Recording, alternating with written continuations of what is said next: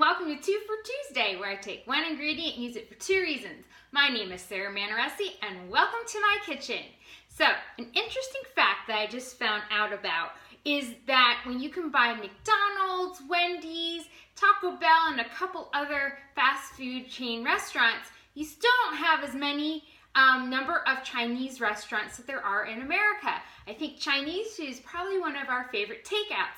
And granted, I know that most Chinese food is Chinese American and it's, we've Americanized it, and that's okay. Doesn't stop me from loving it. But when I started eating right, we stopped going out for Chinese food because it was really hard not to eat. They fry a lot of things, and those were the things that I liked. So I know that there are healthy options on there, but it's kind of like when you go to a hamburger store, you don't go for a salad, you go to have a hamburger. And when you go to a Chinese store or the Chinese restaurant, you don't go there to eat healthy, you go there for the Kung Pao chicken. You know what I'm saying? So one thing that I have really enjoyed this past year has been finding some Chinese inspired recipes that I can use grilled chicken with instead. And I have two really great recipes that you and your family are going to love. They revolve around ginger, and I know some of us have a little tendency to be a little wary of ginger because it is a very powerful flavor. But when used in the right amounts and combined with the right ingredients, it just adds really nice brightness to the dish. I really like it. A little bit of spice without being hot, if that makes any sense. So this is what ginger looks like when you buy it in the store. I'm going to bring it a little closer because a lot of us probably don't know this or haven't seen it or wonder what on earth that is. And it's really easy to work with. All you do is you take a vegetable peeler. If a recipe says use a thumb, it usually means like one of these little branches off to the side here. You just pull it off, you peel it, and then you can either chop it or you can grate it with a microplane or with just a regular box grater. The recipe that I'm going to show you right now, parts of it at least, this one is kind of like one of those spicy Chinese food recipes that I kind of really like. I have already grilled some chicken up, and then I'm just showing you some of what I love to keep in my fridge because this is a great one to have without whatever leftovers there are, to have as, like a really nice lunch.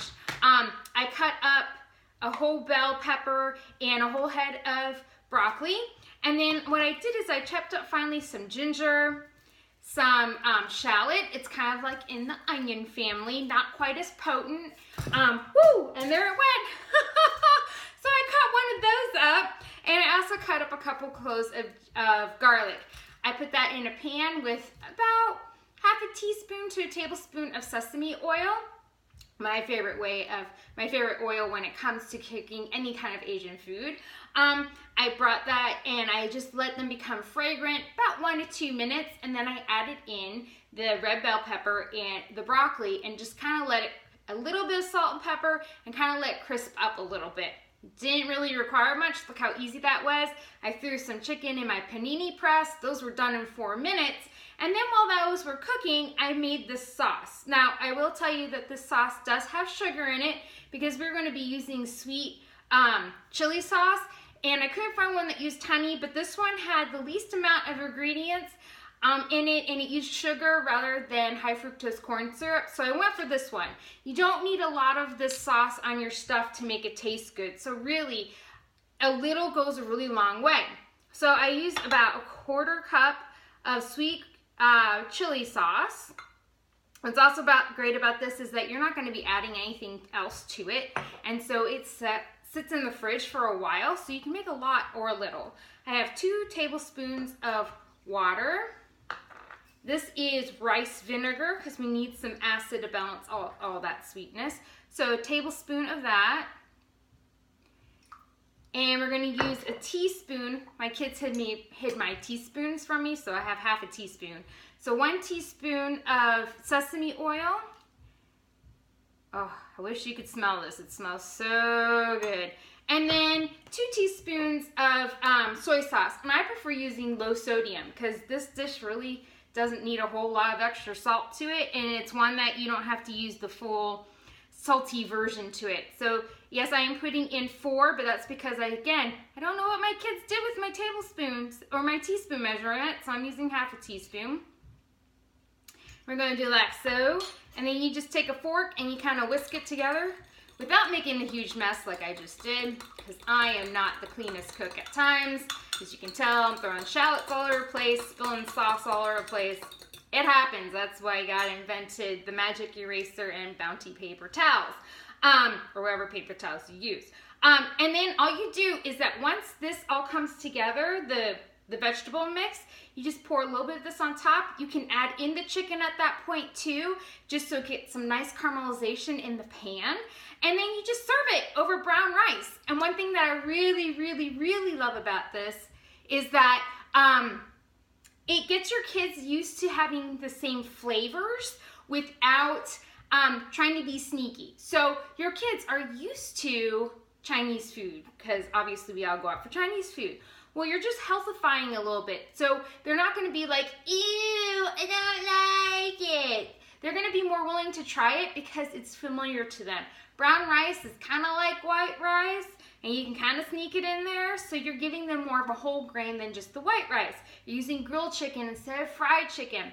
You're using still sauce, but you're not using quite as much. And so it really helps your kids and your family, especially if you have a picky spouse, who knows, just really try something new and different. It tastes very familiar, so they're more willing to try it. The other recipe is a little bit more complicated just because the sauce has a lot more components, but it's one for a honey garlic chicken. We all know that your kids love that one. My kids eat that one like nothing else. This one has a bit of heat to it. So if your kids don't like heat, maybe this isn't the recipe for you, or you can do what I do, and I cook everything separately, and everybody takes what they want, and then I just put the sauce on for my husband and I, because this is a sweet chili sauce, so it does have some of that heat. But those are just 2 really great Chinese food inspired recipes that my family has come to love. I hope that you and your family use it as well. You can find the recipes on my website at Manaresi.com, and I hope you are having a fantastic day. I'll talk to you later. Bye!